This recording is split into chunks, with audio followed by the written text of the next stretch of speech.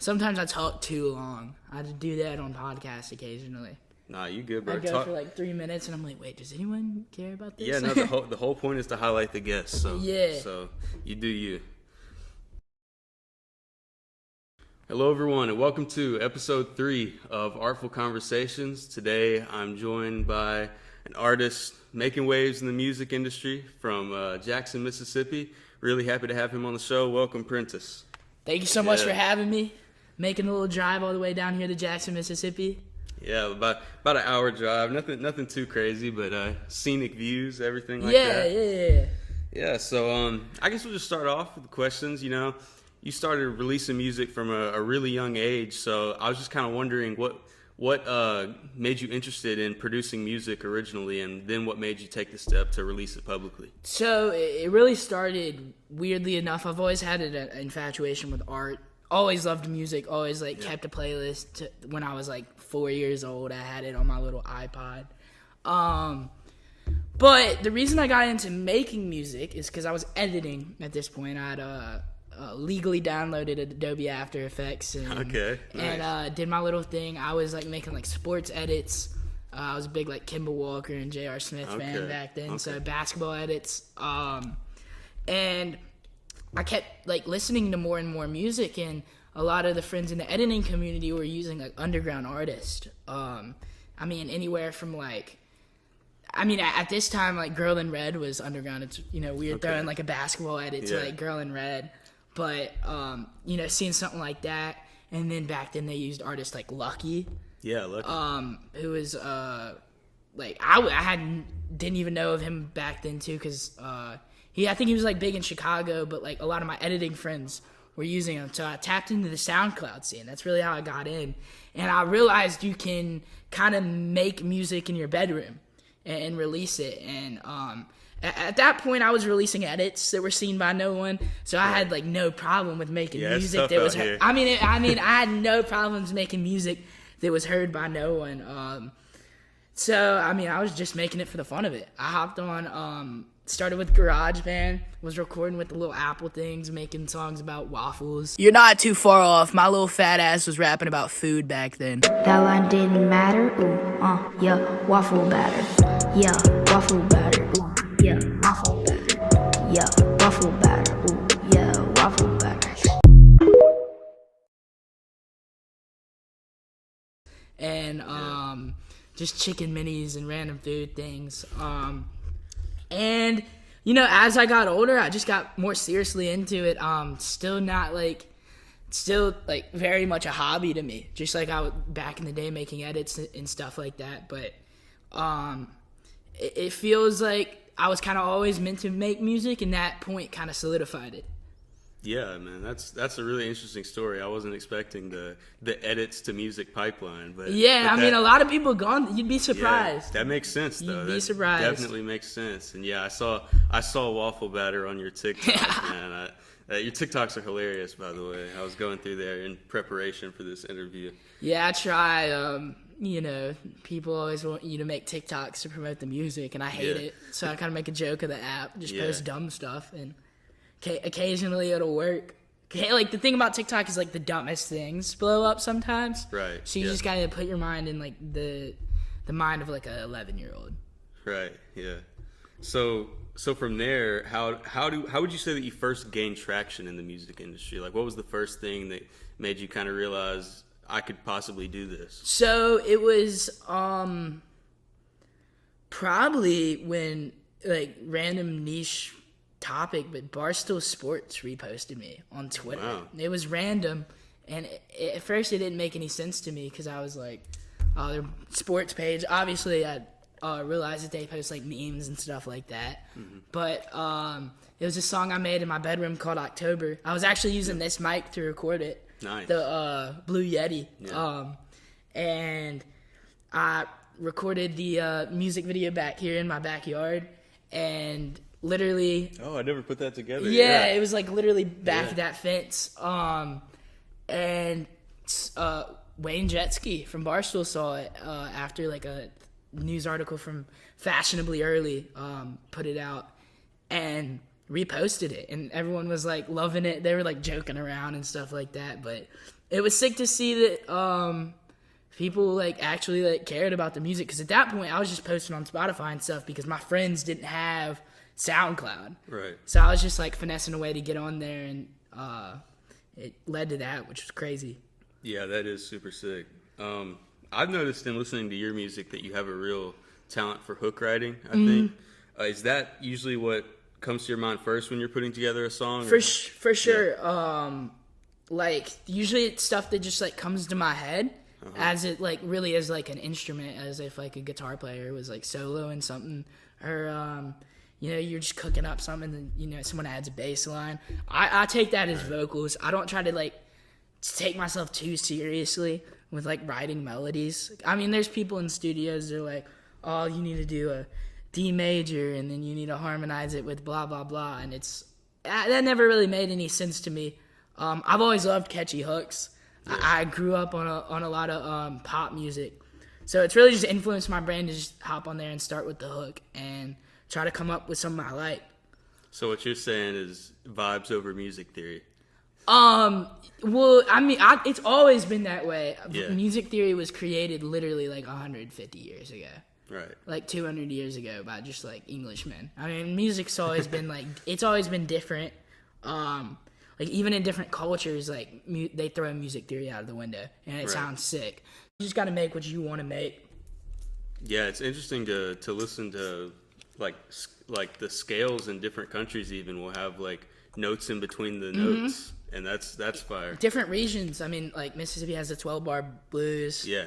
Ton of stuff like that wouldn't make any sense to like music theorists. The Arabic scale is sick. Yeah. So yeah, we're catching you after your tour with Tiny Moving Parts. What would you say is the best tour moment? I would say watching Tiny Moving Parts perform was sick. But meeting fans was crazy. Yeah. I went up to the Northeast. I really didn't expect to like have anyone show up to the show that was like a big fan of me. And a couple shows, people showed up and were like singing my lyrics, like word for word. Super sick, yeah. Of the new album and stuff like that. And really inspired me to just come back and make more music.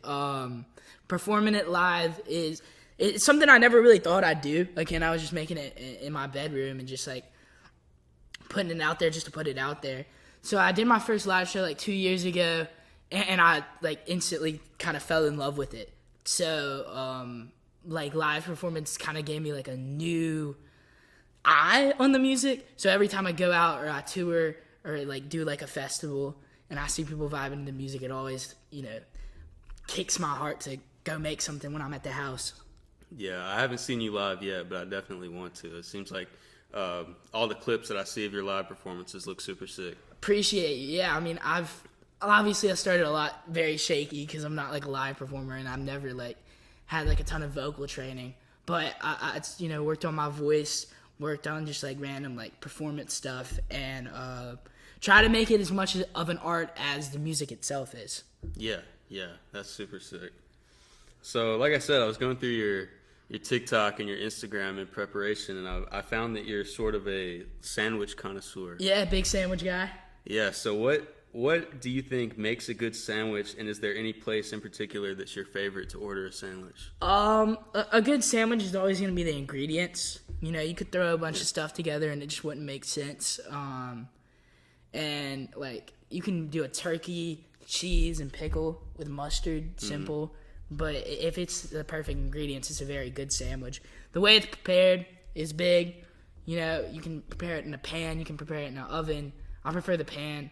Panini machine's always nice. But my favorite place to get a sandwich, there is this place in LA called, they have a sandwich called the Spicy Pea.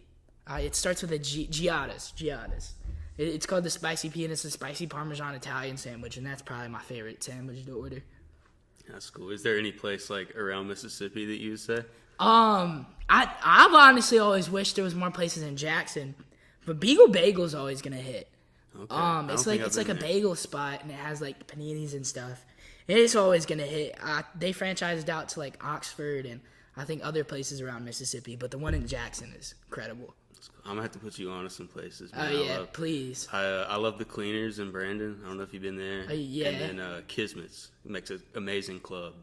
See, I gotta be more tapped into the sandwich culture around here. No one's really put me on. I've just been stuck making sandwiches in the kitchen.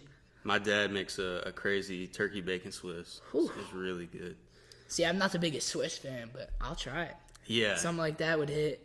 Yeah, it works surprisingly well. I don't know. It's not usually my favorite cheese, but on there, it's crazy. But yeah, next thing, I got a game prepared if you're down for that. Bet, yeah. All right, so we've got Rapper Crap. This is the second edition on the show. 10 completely new bars for Prentiss. Okay. How's your lyric knowledge? I would hope to say decent. Yeah. Grew up on rap. Always been infatuated with certain artists. I would say maybe I might screw up because certain artists I haven't listened to. Mm-hmm. But I think I got this. I hope so. Yeah. So the rules of the game, obviously, you're meant to distinguish whether the lyric was written by a real rapper or me. Okay. And bonus point for if you can guess the artist. Okay. If it's a real rapper, but that's just kind of an extra point. Bet. All right. First one. I'm a hot box in the drop top. Now the coupe looked like a crock pot. I would say whoever wrote this took a little bit too much inspiration from the Migos. Yeah, I'm trying to. Well, let me not give away too much. So I think it either was you or an Atlanta rapper. I'm gonna go you just to be safe on this one. Well, my knowledge may not be where it needs to be, but I think it is an Atlanta rapper. Okay. Wait, hold up. Let me think. Okay. It's really obscure. I'm Rich sorry. Homie Quan? No. It's from the Lil Boat mixtape, and it's a rapper called BU on the sailing team. But yeah, it's one of my favorites because, obviously if he were to hotbox the drop top, the smoke would be coming out the top. It would look in the coupe looking like a crock pot. Yeah. Nah, I didn't put two and two together. It would look like a crock pot at first. I really didn't. Yeah, no, the first time. Gosh, now that's a bar. I hate to disrespect it first. Yeah, no, when I first heard that, I did not put it together. But was that his? That wasn't Michigan Boat Boy. That's on Up Next too. Okay. It's on the Lil Boat mixtape. Sick. Yeah, the first one, or the first one that kind of got traction. Okay. I mean, now with the first one, I think I got this. Yeah. All right, next one then. Always beefing with squares like I work at the Wendy's. I think it's a very creative bar. That's why I'm thinking a rapper wrote it. But I would like to say that you wrote it. I would like to. I mean, maybe I'm giving you too much credit, but I don't know, man. You don't know much about my pen game at all. I mean, I definitely think you wrote it. Always briefing with squares like I work at the Wendy's. That was me on that one. Yeah, that's a recent one that popped into my head. Actually, when I went to Wendy's, they had a sign as I walked out the door. I usually hit the Wendy's after I play pickleball. Yeah, I love pickleball. Really? Yeah. I don't play it. I just love watching it. Well, it's super fun. But they had a sign as I was walking out the Wendy's. It was like, "Square up with fresh beef." And I was like, did they just write a double entendre? Like, is that what they're trying to do there? Wendy going crazy. Yeah. So I don't know if it was intentional or not, but that's a crazy bar that Wendy's had. All right. If I get locked up, I won't finish the scent. Who? That's a Wayne bar. It feels like a Wayne bar. I don't know why. I just feel like it definitely has that vibe. Yeah. Creativity. Yeah, I'm gonna go Wayne bar. Or just a rapper. There we go. Kanye West. Kanye on Fourth. Yeah, I was on the right. Yeah. That song has a crazy sample flip. That's one of my favorite ones. Been having that on repeat. The way he like chops samples has always been unmatched. Yeah, Kid Seago is probably a top 10 album for me. I never dove into Kid See Ghost. like that. It's a super short album, so Yeah, it's not the most highly acclaimed from Kanye. Some people don't like it. Really, some people. I mean, I don't know why. I mean, I haven't listened to every Kanye album, but I think it's one of his best. Yeah, I gotta listen to it. Definitely a personal favorite. I also like Cudi. Yeah. I've always liked Cudi. People don't like him now for some certain reason, but he's always made good music. Their chemistry on this album is really good. But all right, next one. All my sauce is dripping. Dip my chicken in it. This sounds like a Migos bar too. Gosh, I'm gonna say it's you though. I'm gonna say it's you, cause just going with the food vibe. I write a lot of bars about food too. This is your collaborator, Matt Ox. Wait. On Overwhelming, bro. All my diamonds dripping, on my sausage dripping, for my chicken in it. Yeah. Damn it. Yeah, that's your boy right there. All my sausage dripping, put my chicken in it. Yeah, that's it. I don't know how I didn't miss it. You can see the flow in the line. Yeah. God. Man, That's a bad miss. That song made waves when it came out, man. Oh my gosh, I was even younger than him at that point, like a couple years younger, like 10. And I was tapped in. Yeah, I was like, this is amazing. I remember like listening to it on the way to church. But no cuss words. I mean, that's this music. And the fidget spinners in the music video. I got a question. Shot in North Philly, I'm pretty sure. I think maybe I'm not exactly right in this location, but it was shot in Philly. He said Philly. He was just running. He was running around with the fidgets. It was legendary. He said Philly, what I'm repping. Do you know is where he says Oogie Manny killed it on that song? Is that Oogie Manny's producer tag now? Yeah. That's fire. At least I think that might actually be one of his only producer tags. Like Metro has like a bunch of different producer tags, but every Oogie Man song I hear, like all the Uzi ones and stuff like that, it's him. Yeah, that's what I was wondering. That's super sick. We got next lyric here. Watching the ops trip like it's a crossover episode. This one's creative. It's a basketball bar. Yeah. Watching the ops trip like it's I'm gonna go you. From the creativity I've seen so far. You got. I think you might have my writing style tapped in now. I mean, I'm just. I got the other two bars wrong, so I mean. Yeah, I was pretty proud of that one. I was watching a basketball game when I made that up. A lot of inspiration rapper, if you will. Yeah. Right off inspiration. Yeah, definitely. I have a notes app just for crazy one-liners. when I think of one, I just pull that up. All right, shout out RX Poppy. RX Poppy. I'm not familiar. Oh, you got to tap in. Okay, I'll tap in. Greatest freestyler of all time. They will not forget me like I was hit by planes. A 9/11 reference. Whew. I think it's it feels like Wayne again. I keep all the good bars. I just keep. Yeah, well, that just shows how influential Wayne is, man. Like, no one did it like him. Yeah, like he's like patented wordplay. So, or like, shoot, I don't know. Dude, I wish I would know at least one of these bars just off the top of my head, but I don't know. I'm going to say it's a rapper. I don't know the exact rapper. Okay. It's Childish Gambino. Sick. I Be On That. Sick. Yeah, that's a crazy thing to say on a song. Childish Gambino is sick. Yeah, he is. Production's crazy, the writing's crazy, and he's not even like a rapper. Yeah. I think he like stopped making music. Especially not anymore. I was watching an interview. I think he said he might have like an album in the works, but... he definitely hasn't dropped in a while. Yeah. All right. Got so many bands like mariachis in Mexico, more paper than Depress, and I'm popping like some Lexapro. Whew. I gotta dissect this line. Got so many bands like mariachis in Mexico. So that's pretty self-explanatory. Yeah. And more paper than Depress, and I'm popping like Lexapro. So Lexapro, depression medication. Okay. I'm gonna go you. I'm gonna go you were in. I would just assume you were in Mexico popping some Lexapro, and that's how the bar came in. This is me, but this didn't come from anything. This is just I don't know how I started that actually. Just off the top of the brain. Yeah, that just You were watching the NBA and Alexa Pro commercial came on. Yeah, it might have been Alexa Pro commercial. That might have been it. I don't know. Reason I said it wasn't a rapper is because rappers aren't over here flexing popping some Alexa Pro. Yeah, well, no, the idea was that I'm just popping like some Alexa. Like, I'm like popping some off. Okay. But Drake did rap about taking prescribed Adderall though.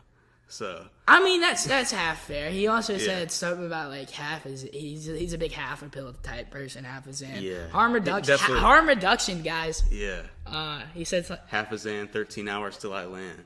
Yeah. Yeah. I mean, shout out Drake, and that was definitely a prescribed 1 milli Jilly too. Definitely. We got I Love All My Thoughts and Codeine. Future. It's actually Playboy Cardi on New Tang. Ah, man. And then that goes hand in hand. Like you gotta like give it to me. Future's on the album. There was a snippet that came out recently. It sounded exactly like Future. Yeah. Playboy Cardi snippet that sounded like Future. That's cool. I might have to check that out. Yeah, that comes on New Tank, and then in parentheses, he has the craziest ad lib in the game. He goes, codeine. His ad libs are crazy. I think the only rapper that might have better ad libs than Cardi is Wintertime. Oh, dude, I miss Wintertime. Yeah. Dude, is he ever coming back? I don't know, man. I'm not tapped into him. Is he alive? I hope so, man. I hope that we don't do some research after this episode and find out that he's not. Well, I think Wintertime... I think Playboy Cardi's like very inspired by Wintertime. You think so? I might have the timeline wrong because Wintertime was like 27. I mean, I have the timeline wrong. But a lot of the new SoundCloud people are influenced by Wintertime. Yeah, definitely. I think that that song, that like very short song that Justin Bieber made on Lyrical Lemonade, it sounded a lot like Funny. I Feel Funny. Yeah, that sounded like Wintertime to me. I don't know. Maybe he definitely has to be tapped in. But yeah, we got. Shawty was nuts, so I had to cut her off like a vasectomy. Whew. I think that's you. I think it's a hard bar. I think it's you. That's me on that one. Yeah. See, it's getting harder, but I think I can differentiate a little bit. That's I actually used that on the Hyper Swag album. I have like a side. I would say the reason I know is because the bars that you write are harder than the bars that the rappers write. Wow, that's high praise, man. That's high praise. I might have a career in ghostwriting, man. That might go hard. Maybe. I also think sometimes it's become a trend in like Playboy Cardi would never have like a hard punchline. No, there's like because it's like in that Atlanta scene, it's like corny. All right, I think this is the last one. Put emojis in my grave. Yeah, I think that there's something powerful about that. I don't know. There's something there, you know. Yeah, and I'm that's why I'm gonna say it to you. That's why I think so. Yeah. It's actually 100 gex on Dumbest Girl Alive. Put emojis on my grave. I'm the dumbest girl alive. Yeah. Yeah, that song is crazy. Yeah, I was just listening to it. That song samples Sicko Mode. The bass, like the 808. Yeah. The 808 is Sicko Mode. Now that you put 2 and 2. I saw like a TikTok. I never put 2 and 2 together. I saw a TikTok where some guy did like a transition between Sicko Mode and Dumbest Girl Alive. Oh, that's sick. Yeah, so that was pretty fire. And I'm actually production on it's crazy though. It sounds like it's a rock song. It is, and I like on this album. You listen to the new album, right? Yeah. I know you're a Gex fan. Yeah. Yeah, they had like a few songs where like this song was Laura's song, and then like the next like 757 was Dylan. So I like that they're kind of doing that now. Yeah. Too. But yeah, I'm set. I'm supposed to see them on Friday in Dallas. Yeah, it's gonna be sick. Their live sets are sick. I've heard from everyone. I watched. They live streamed the one from New York, and it was pretty crazy. Someone told me they went to a 100 Gex song and show, and they like not expected to just not be the best. Because their music's sick. It's just hard to perform it.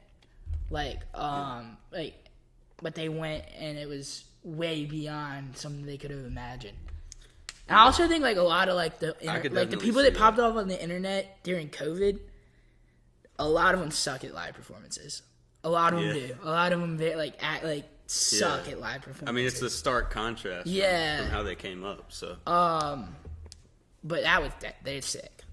Yeah, definitely. That's probably like that album's one of the best this year, I think. Yeah. Yeah. But yeah, that's all. So Ooh, see, I got 2, maybe, right? I don't 1. know. We'll see in the edit.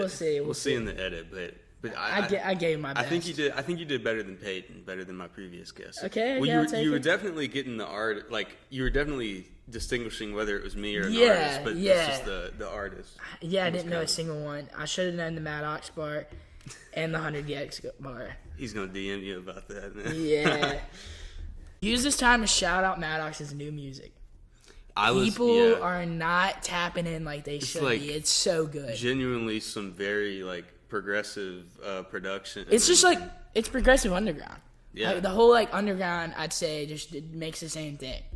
And he's like the only person that just keeps going.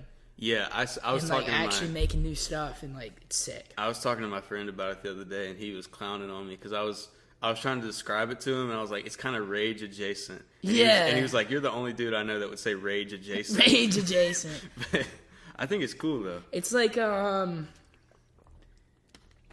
mean, like a lot of it's pretty catchy too. Like Yeah. almost like poppy a little bit. It's sick. Yeah, I put two of his songs on my playlist recently. Let me find which ones they were. I put Bet and Real Rage on my playlist. Those are 2 of my favorites. He drops like crazy too. That's another thing. Does Just he? constant bangers. I Can't Go to Bed by Maddox. Okay. Beat switches every like 20 seconds. The whole song. It just I'm keeps gonna getting I'm gonna have to progressively. check that out. Then I Yeah. love a good beat switch. Yeah. Man. All right, let's get back into the questions now. So, like I said, watching your TikTok, I saw that you kind of have some pride of being Mm-hmm. from Mississippi. So, to what degree does Mississippi artistry influence your music, and are there any Mississippian artists that you would like to shout out? So coming up, it wasn't a ton really. Mm-hmm. Like even just like a couple years ago, even like a year ago, it wasn't like a ton of artists. A lot more people are making music now. A lot of the older stuff influences me, like the BB King and the Robert Johnson. Legends. I've always respected Elvis. I've never loved the music. I have a hot take about Elvis. People would. It's really just people in Mississippi that would get mad at me for that take, because over the world now, it's pretty like. It's not a terrible point to. He's kind of like the artist you see on TikTok now that are more of like a performance and I was gonna a pretty say, face. He's a goated performer, and the songs are a lot of the songs are great, but I think he's one of the most like overrated in history. Yeah. Yeah. And it's hard to say that about anyone because of timing. But Right. the reason I say that is because there was much better artists at the time. There were, and like I think there wasn't, but like maybe 1 or 2 songs that he actually wrote. Yeah, and the exactly like the people Yeah. always use the take of the Beatles being the most overrated artist of the time. No, Beatles And are they- extremely progressive and influential. They were making new stuff Mm-hmm. up until like they didn't make music Yeah. anymore, and they also wrote their own stuff as well, which is sick. Yeah, Abbey Road top 5 album for me. I love that. Yeah, weirdly enough, it's still influential in this day. Not anything like, I'm sure, like obviously the vocal melodies and stuff are very influential, but the mixing Yeah. of that album, like Abbey Road presets on computers and stuff, like that's all came from that album. Yeah, that's pretty crazy, and I think I may be wrong, but I think at the time they were working with like a 6-track recording thing. At some point they were using a 4-track. I heard. At some point they moved up. I don't remember which album it was, but to even think about that is crazy, because nowadays, music production, people are working with like upwards of You have 20 tracks. 80 tracks on your phone. Yeah, right 80 now, tracks on the phone. So yeah, that's crazy. I'm curious, just talking about that. What if you had to rattle off a top 5 albums? What would you say?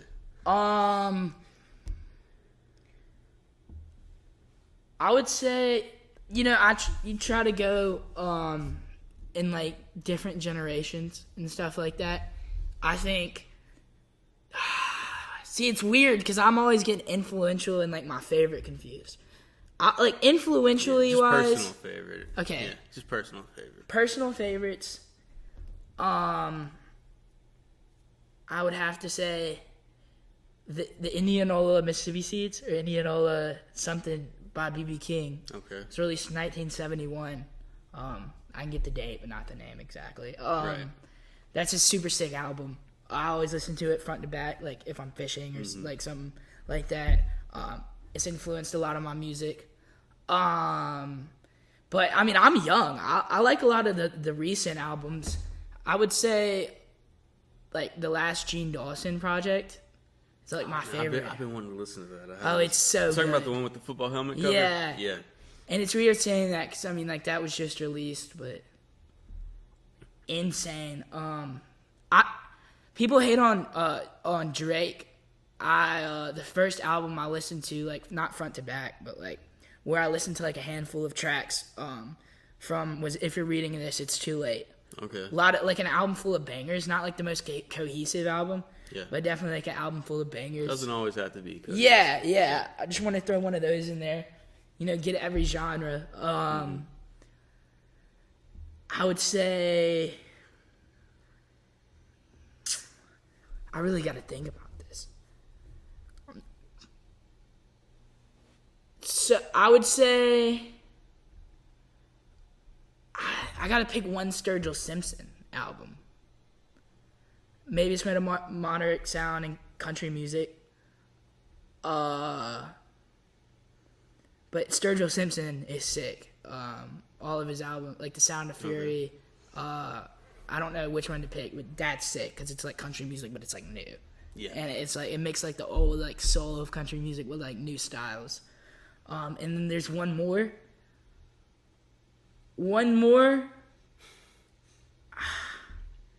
I want to almost go with the Beatles album, but I want to go with Dark Side of the Moon too. Because I'm trying to find like an album that's in my top 5. That's my favorite cohesive wise. Yeah. Cohesiveness wise, like front to back, something. Yeah. I don't listen to a ton of albums front to back, That's especially almost just newer like albums. But that front to back is. It's almost just like insane. A full song, front to back. Like, yeah. It kind of transitions between every song. And then honorable mention, because shout out him, but kind of screw him, Frank Ocean. Blonde. Just because he won't release music? No, he was like a very shitty person. Oh, I didn't know anything about that. Like as a performer, it just kind of irks me. And also as a really big Frank Ocean fan. I listened to Channel Orange on the way here, so dude, for the first time. He performed at Coachella, showed up an hour late, hurt his ankle, so he set up a whole ice skating ring, had like people training for like forever, and then 2 hours before the concert, he was like, "I don't want to do this." He was headlining Coachella. Wow, and then he kind of gave like a lackluster performance. I mean, I hated that just because he's so sick, and his performances are always sick too. Like I said, just off first listen, I kind of like Channel Orange better than Blonde, but they're both very good. They both have their cuts. Yeah. Something about Channel Orange lyrically is sick. Like yeah, I think Bad Religion is Bad Religion. Yeah. Like just like the bars just get you. Yeah. Like as soon as he says like Bad Religion, it's like shoot. Yeah. He delivery too. The delivery is incredible. But the production on Blind's sick, and every song is good. Every single song is good. Right. Yeah.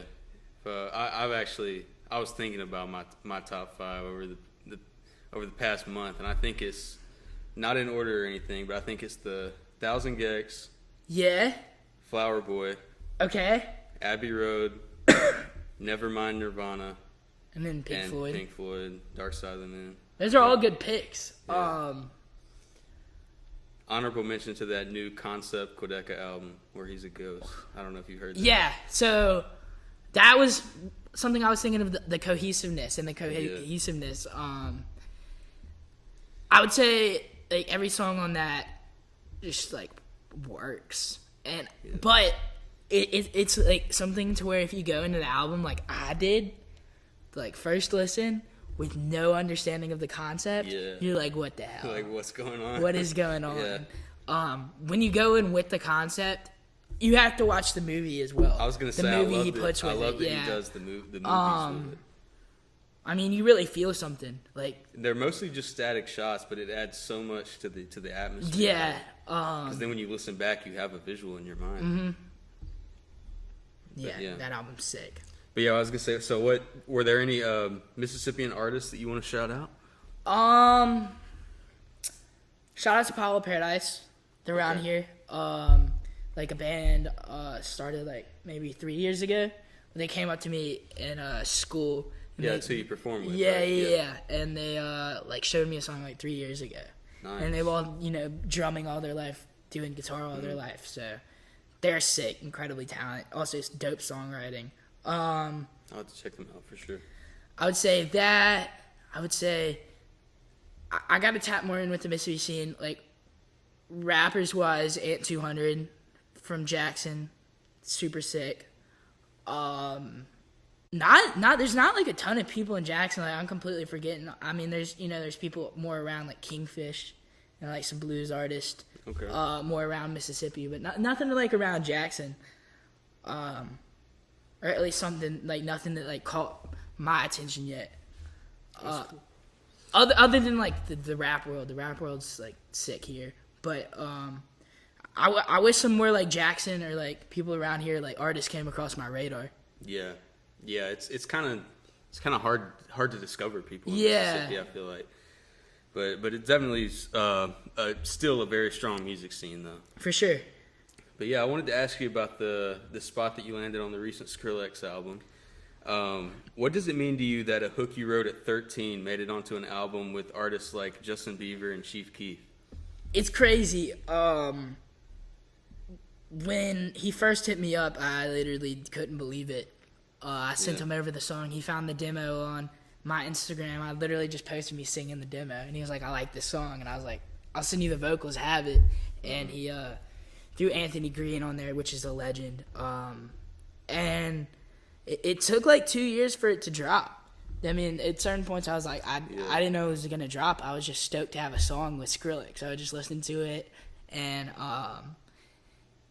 like maybe 4 months before the album dropped, I got note of it, and he sent me the album, and it had Corbin, Chief Keef, it had Young Lean, Blade,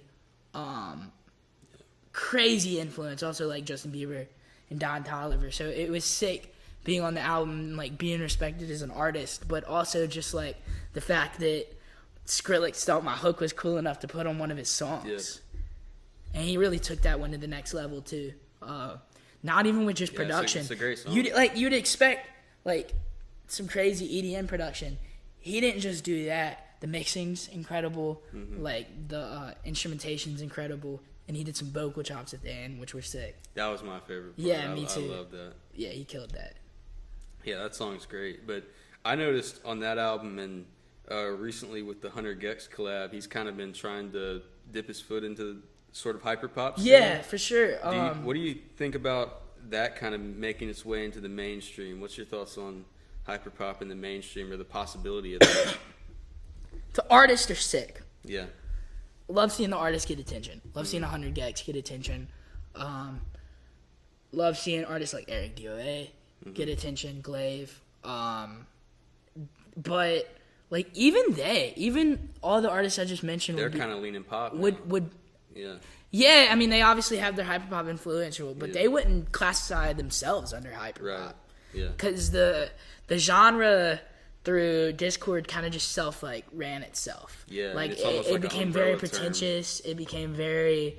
It used to be just like creative, and it was really the diversity that made it.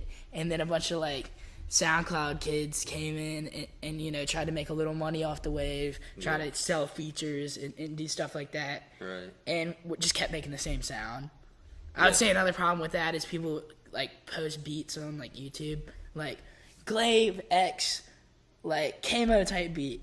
You don't and like it's the like type beat? And it's like, oh no, because the whole point of I want to go on this rant. The whole point of hyperpop is to go against the norm. Yeah. You're not supposed to be making a specific sound. Yeah. 100 Gex went against the norm. New album doesn't even sound like their last album. Right, not at all. And like, let's just talk about 1,000 Gex. Like, a lot of people took that 1,000 Gex format and just threw it over guitars and was like, all right, this is hyperpop. Yeah. And try to finesse their way into the scene. But the influence is crazy. And the artist that came up with it, incredible talents. Yeah. I agree with that. Yeah, it's kind of, you've seen it become homogenized over recent labels. years. Labels picked it up. Yeah. Bad.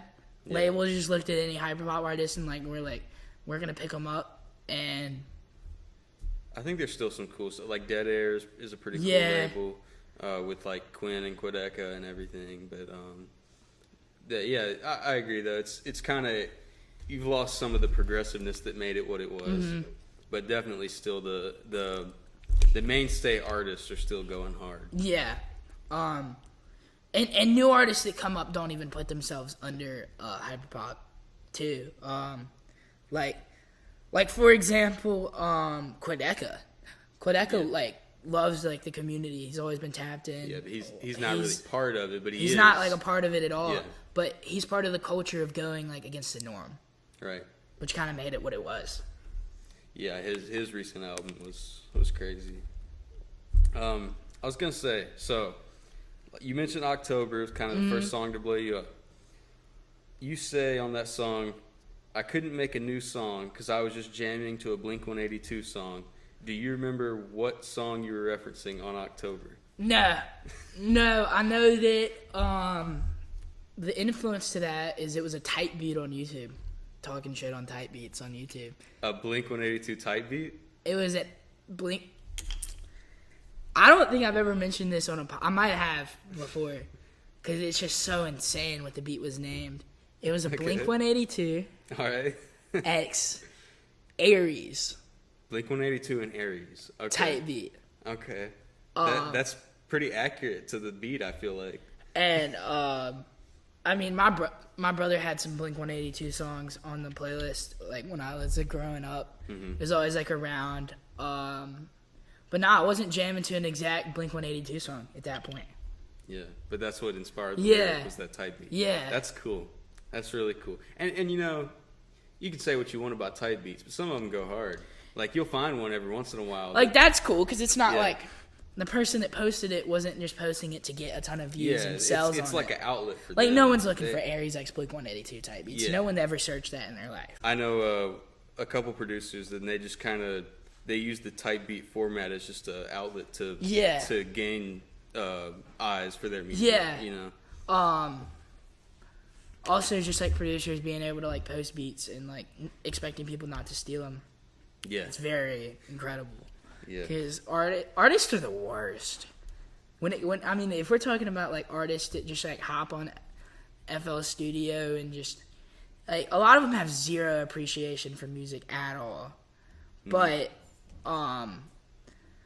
But not even from a music perspective, because I know a lot of artists that just aren't super into the music, rappers for example. I mean, I'm sure you're tapped into this, but their whole artistry is writing bars or creating a story or something like that. More literary maybe. But when you're working with a producer who's doing the other side, you gotta credit them. Yeah. You know what I'm saying? They don't get credited. A lot of times they're not getting credited, and that's half the song right there. Yeah, and it's kind of what making songs pop off now. Yeah. Especially when you go listen to a song where the dude didn't make the beat. The dude is stealing a flow and not saying anything of, anything that and I'm not saying you have to make something that means something. Playboi Carti's insane. Mm-hmm. A lot of his songs don't mean anything. Yeah. But he always creates a flow. He always has good beat selection, and he's not directly on social media all the time, but his producers get credited. Mm-hmm. We know Filthy. Yeah. We know Pierre. Oh, when you hear how many other people do you know that are producing Drake's album? That's true. Not a ton. He credits his friends 40, but these people are always getting credit. Right. For the next question, I was just wondering, which one of your songs are you the most proud of? What do you think's the best representation of your artistry? I like this song called Guitar Man.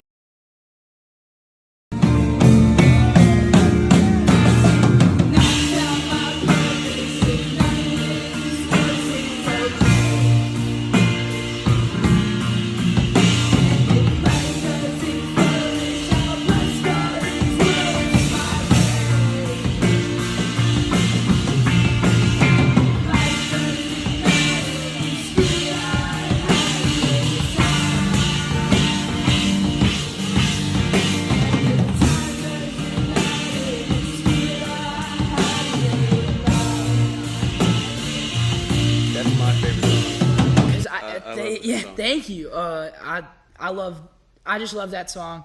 I wrote it on, like, I suck at guitar.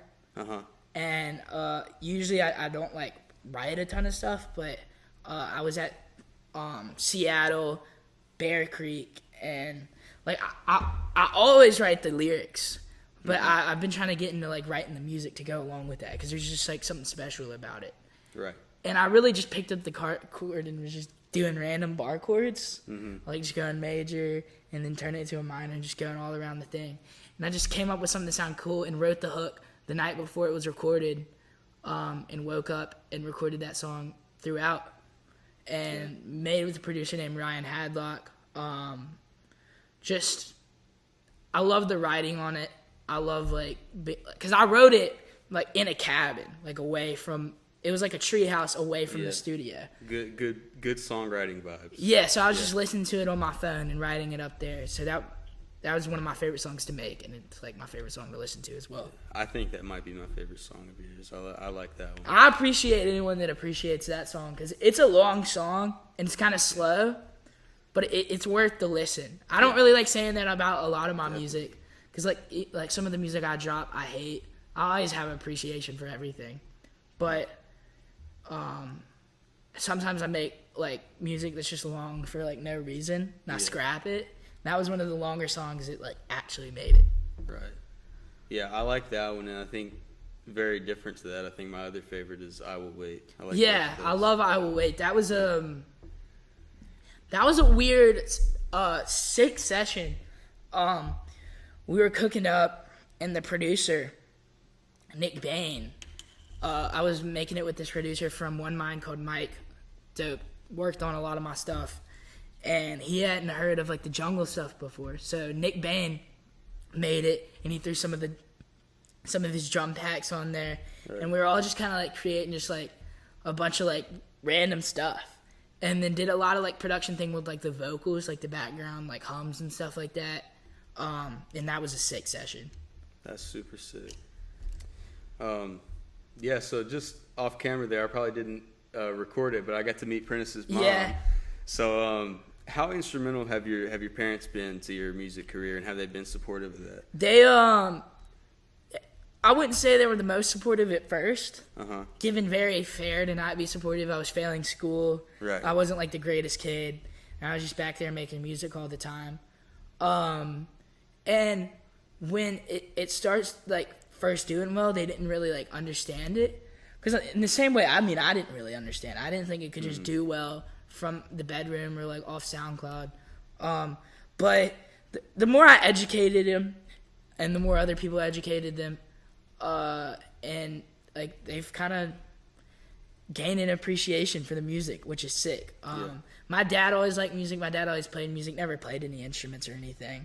And my mom didn't really listen to a ton of music before, like I said earlier. But she's like started to like listen and like that's super cool. Teach herself some stuff. That's super sick. Yeah, she seems like a lovely lady. Yeah, no, shout out my mom. Wouldn't be here without my mom, I guess physically and literally. Yeah. I was gonna say, true for most people. Huge support. Now, I mean, she always, again, like I was saying, they weren't supportive. They always loved that I was doing something creative, like creating something other than like playing video games or just like doing nothing. Yeah, it's a great outlet. So, what's next for you? What's the musical ambitions? Any new projects or what? Working on a project, just working on like different sounds, just putting in my hours really. Trying to work 7 days a week, and just make a collection of songs at least by the end of the year that I can play on vinyl for my kids. Yeah. Or like my grandkids. I'm a big vinyl guy. Yeah, I collect records. Yeah, 70 years. So if it releases on vinyl, I want one, man. But like also again like just making it cohesive. Yeah. I think I lack the cohesiveness on some projects just because my brain doesn't know. I thought the last one had a pretty consistent vibe to it. I try to keep the same vibe lyrically and like tempo wise, but it was a lot of different genres. Yeah. But making the project, it'll really just be a process of putting things in and taking things out, which I personally love. Yeah, definitely. I always end the interview with asking any artist in general that you like to shout out or ones that influence you. I talked about Gene Dawson earlier. Mm-hmm. Shout out Gene Dawson. That get enough credit. Independent. Shout out to again Paulo Paradise around here, dope artist. I gotta keep thinking. I've been tapped into like a lot of different like R&B stuff. I don't know the like exact names and stuff like that, but Daniel Caesar, I know he's a lot bigger, but he released an album that went kind of under the radar, and that it's sick. I'm gotta give a couple more. Shout out my boy Lossy. Shout out my boy K Telly. They've been making music with me from the start. And random, I shouted him out earlier, RX Poppy. Okay. Just dope freestyler, like passionate music. It's straight like rap. Okay. But he just like spits some really cool stuff. And yeah, it's probably about it. Super cool. Any artist apart from music, like any other type of artist? I've always, tapped in with editors. Not like super. A lot of people like kind of left the community, unfortunately. But like YouTube, we talked about High Mind earlier. Shout out High Mind. Not only with the videos, but Riley does all the art. Yeah. Sick ass art style. He's been doing art, I think, way before he did the channel. But he posts stuff on his Instagram all the time, just random art that he does, and it's sick. Yeah, everything, and the music videos. Yeah, and the music videos. Not even to touch on that.